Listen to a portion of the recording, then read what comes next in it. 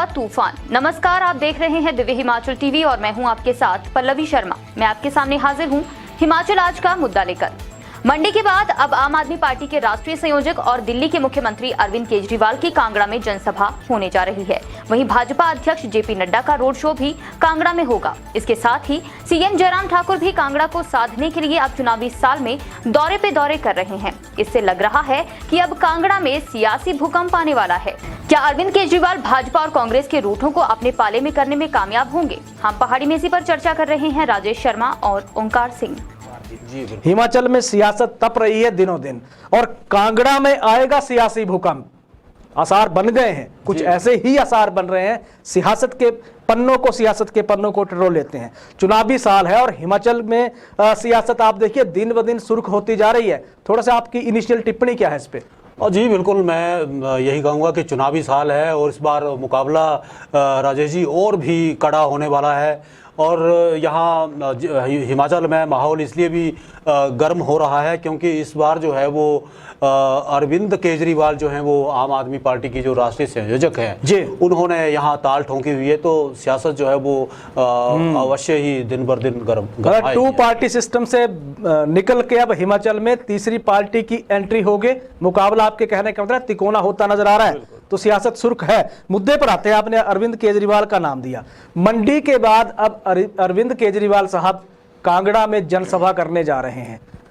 23 अप्रैल उसकी डेट तय हो गई है ओंकार जी। और क्या बड़े जिलों या संसदीय हलकों को साधने की कोशिश में अब अरविंद केजरीवाल हिमाचल में जुट गए हैं? क्या कहेंगे? बिल्कुल सही कहा आपने। मंडी में क्योंकि चीफ मिनिस्टर का जिला है जयराम ठाकुर जी का जी, और वहां भी आम आदमी पार्टी ने एक बड़ा कार्यक्रम वहां किया था जी। और अब प्रदेश के सबसे बड़ा जिला जो है वो हिमाचल माफ करना कांगड़ा है। तो 23 अप्रैल को रैली होगी। और इस सही कहा आपने कि केजरीवाल सही मायने में हिमाचल की जो है वो नब्ज टटोलने आ रहे हैं। तो 23 अप्रैल को कितनी बड़ी रैली होगी, कितने लोग आएंगे, जनसभा किस तरह की जनसभा होगी जी। तो इससे भी कई चीजें जो है वो आगे तय करने में सियासी पार्टियों को समय मिलेगा। बिल्कुल। देखिए, पहले हम देखेंगे 6 अप्रैल को अरविंद केजरीवाल और पंजाब के मुख्यमंत्री भगवंत मान की जो रैली हुई वो मंडी में हुई। यानी कि मुख्यमंत्री के गृह जिला कह लीजिए, गृह नगर कह लीजिए, वहां हुई। 10 विधानसभा की सीटें मंडी जिला में आती हैं। कांगड़ा की जहां तक बात है उसके बाद उन्होंने रुख कर दिया। संसदीय हल्का भी अलग है और कांगड़ा जिला भी अलग है और 15 यहां पे विधानसभा की सीटें हैं। अब उस 15 विधानसभा की सीटों को साधने के लिए केजरीवाल 23 अप्रैल को आ रहे हैं। कांगड़ा में बहुत बड़ी एक जनसभा करेंगे। तो इसको अगर हम देखें तो भाजपा के राष्ट्रीय अध्यक्ष जेपी नड्डा साहब पिछले दिनों बिलासपुर के दौरा करके गए, शिमला में भी थे। आप देखिए, अब कांगड़ा का उनका दौरा भी अरविंद केजरीवाल के दौरे से ठीक पहले भाजपा के राष्ट्रीय अध्यक्ष जेपी नड्डा का दौरा है कांगड़ा का, वो फाइनल हो गया है। अब इसको देखें, मुख्यमंत्री भी लगातार कांगड़ा के दौरे पे थे। 2 दिन पहले भी थे, आज भी कांगड़ा के दौरे पे लगातार मुख्यमंत्री भी कांगड़ा का दौरा कर रहे हैं। तो क्या लग रहा है, कांगड़ा में कोई राजनीतिक भूकंप आने वाला है? हाँ जी, हम तो यही कहेंगे कि तू डाल डाल में पात पात। तो अरविंद केजरीवाल जहां जहां जाएंगे उनके पीछे भाजपा भी जो है वो दौड़ी चली जाएगी। क्योंकि हिमाचल में कभी ऐसा नहीं देखा गया कि तीसरे मोर्चे की इतनी जबरदस्त हलचल हो जी।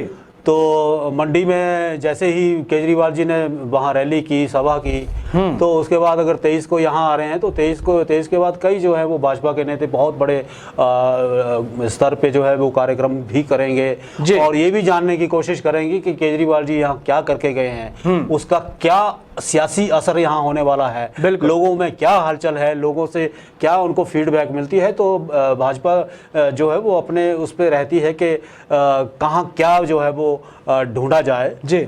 तो एक सियासत है, ऐसा होना भी चाहिए और चुनावी साल है, सियासत है, होना भी चाहिए और हो भी रहा है। अब हम भाजपा के राष्ट्रीय अध्यक्ष के कार्यक्रम को देख लेते हैं। तो 20 अप्रैल से 22 अप्रैल के बीच में उनका एक किसी शादी समारोह में यहाँ भाग लेने का एक उनका कार्यक्रम है। अगर उसको हम देखें तो उस बहाने बीजेपी भी यहाँ एक उनके सम्मान में एक रोड शो करने जा रही है कांगड़ा में। उसके ठीक बाद यानी कि उनको जवाब देने के लिए अरविंद केजरीवाल का यहाँ जनसभा बहुत बड़ी कांगड़ा में रखी गई है 23 अप्रैल को।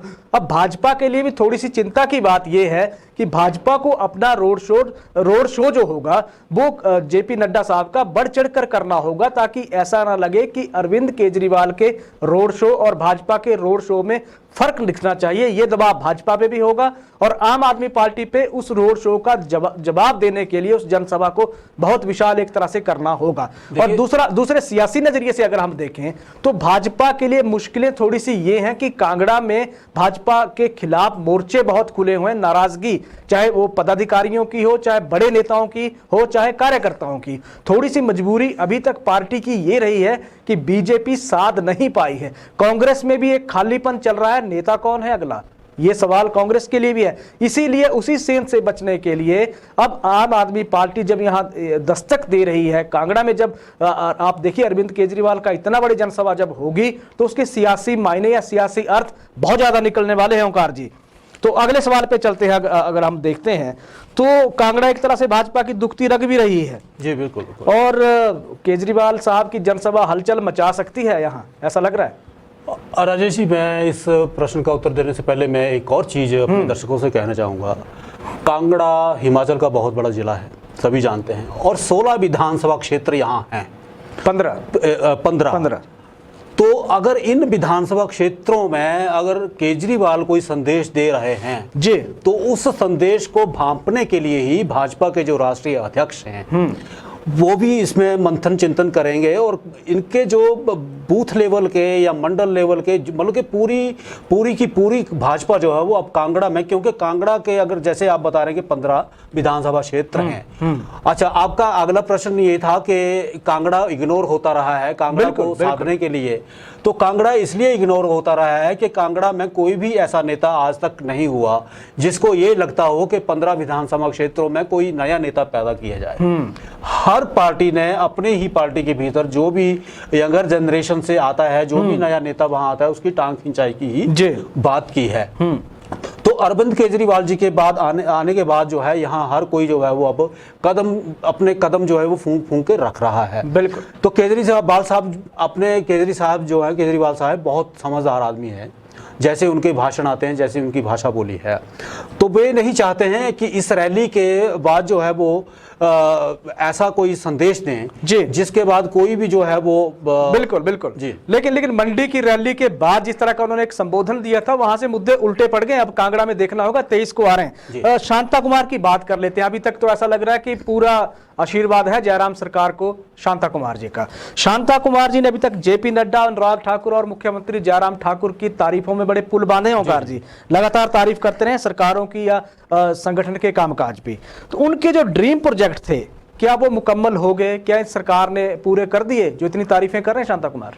देखिए राजेश जी, शांता कुमार जी की बात का जो कितना वजन हो सकता है इसका अंदाजा आप इसी बात से लगा सकते हैं कि इनके कार्यकाल में या इन्होंने जो वादे किए थे वो इतने लटके हुए प्रोजेक्ट हैं वो आज तक पूरे नहीं हुए हैं। ये ठीक है कि पार्टी के वरिष्ठ नेता हैं और लिहाजा उन्हें जो है मान सम्मान मिलता रहता है। बिल्कुल। लेकिन शांता कुमार के जो ड्रीम प्रोजेक्ट थे, चाहे उसमें चंबा सीमेंट प्लांट था, कहाँ रह गया, बना नहीं बना, अभी तक तो काम ठप है, अभी तक उसमें प्रगति नहीं हुई। सौरभ वन विहार 2 बार उजड़ गया। ओंकार जी, बाढ़ ने ऐसी तबाही मचाई, 2 बार उजड़ गया है, तीसरी बार बनाया जा रहा है, सरकार तीसरी बार बना रही है।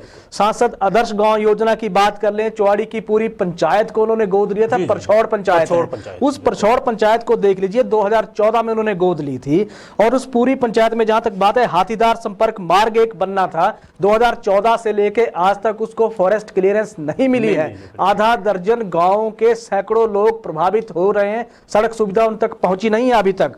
इसके अलावा बात कर लीजिए स्कूल की, वहां तक बात है, साइंस और कॉमर्स की कक्षाएं शुरू करने का वहां ऐलान हुआ था, आज तक कोई क्लासेस वहां शुरू नहीं हुई हैं।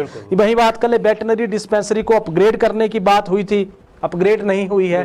पीएचसी को प्रमोट करने की बात हुई थी, लोगों को नूरपुर जाना पड़ रहा है इलाज के लिए। तो ये सांसद या पूर्व सांसद कहें या भाजपा के दिग्गज नेता कहें, जो वर्तमान सरकार की तारीफों के पुल बांध रहे हैं, उसी वर्तमान सरकार के कार्यकाल में परछौड़ पंचायत के ये हाल हैं। वो पंचायत जिसे शांता कुमार जी ने 2014 में गोद लिया था। तो इस तरह के हाल है। अगर यहाँ काम हो जाए तो ज्यादा बेहतर है, लोगों को सुविधा मिलेगी।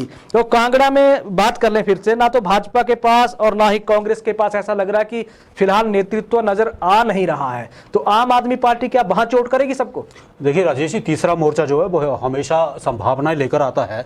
अगर आम आदमी पार्टी की बात आम जनता अगर समझ जाती है, उनकी समझ में आ गई, तो कांग्रेस भाजपा के लिए सियासी सूखा जो है वो मिटाना मुश्किल हो जाएगा, क्योंकि कांगड़ा की जनता के साथ इन दोनों ही पार्टियों ने जो है वो एक तरह से इंसाफ नहीं किया है। सही है, बिल्कुल। कांग्रेस की कहाँ है ओंकार जी? कांग्रेस की बात भी कर लें। बड़े दिनों बाद मुकेश अग्निहोत्री का एक बयान आज सामने आ रहा है, बड़े दिनों बाद आया वो भी सामने है। कहाँ कांग्रेस? चुनाव भी साल लगा है। हाँ बिल्कुल राजेश जी, कांग्रेस फिलहाल जो है वो मंथन चिंतन के दौर से गुजर रही है। कांग्रेस के नेताओं को यही फिक्र रह रही है कि चुनाव आने वाला है तो मुख्यमंत्री कौन बनेगा, मुकेश जी बनेंगे या सुधीर शर्मा बनेंगे, कौल सिंह बनेंगे, पता नहीं कौन कौन इनका मुख्यमंत्री बनेगा।